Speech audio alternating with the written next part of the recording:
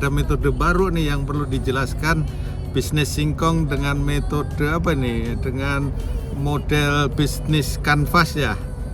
Dengan bisnis model kanvas itu apa? Seluruh aktivitas itu ditulis di dalam kertas, divisualisasikan dalam bentuk gambaran gitu ke petak-petak, sehingga memudahkan menghitung kelebihan, kelemahan, kekuatan dan tantangannya, pesaingnya, gambaran bagaimana customer, distributor dan lain sebagainya.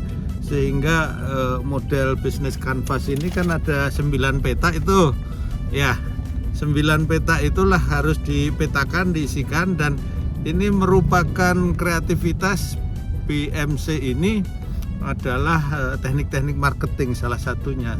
Teknik bagaimana bukan hanya marketingnya, tapi bagaimana perusahaan bisa eksis dalam persaingan, apalagi di saat sekarang tumbuh menjamur teknologi 4.0, sekarang nambah ya 5.0, dengan startupnya, dan luar biasa. Nah, 9 kotak ini mesti diisi secara tajam begitu ya. Mulai yang pertama, bagaimana segmen customer, segmen pasarnya. Kalau kita punya produk ini, contohnya singkong, sebenarnya bisa direplikasi bukan untuk singkong saja, ya untuk beras, ya untuk sagu, ya untuk sorghum, ya untuk semua bisnis pangan, bisa bisnis industri, bisnis produk, minuman, apa saja bisa, termasuk bisnis HP ya. Nah, customer, bagaimana kita fokus pada segmen tertentu.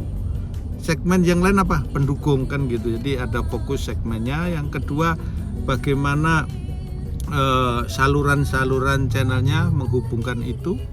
Bahkan yang berikutnya, kalau orientasi pada customer itu, bagaimana membina pelanggan, teknik komunikasi, customer relationship. Jadi ini sudah ada 3 peta ini bicara begitu ya.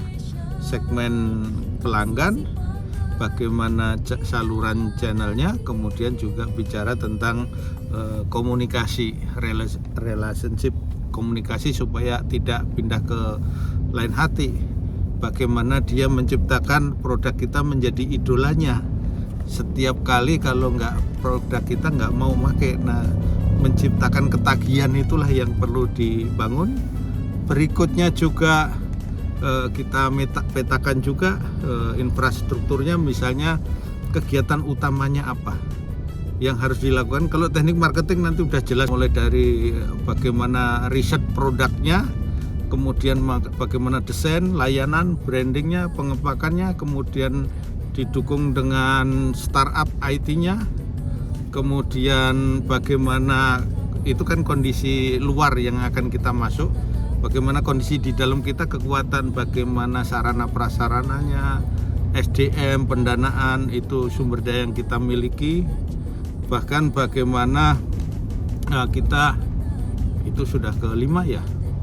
Ya, dari 3 kan tadi, segmen customer, channel, kemudian relationship, kemudian itu 3 aktivitasnya tadi, yang branding sampai layanan. Berikutnya 3M, main money, material kita miliki. Kemudian bagaimana komunikasi lagi ini dengan pemasok bahan baku, mitra-mitra kita, vendor ya, distributornya, dan bagaimana hilir ke pasarnya.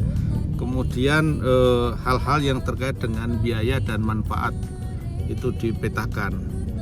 Nilai-nilai apa yang bisa kita dapat peroleh, dan bagaimana komponen-komponen biaya kita bisa efisienkan, kita tekan.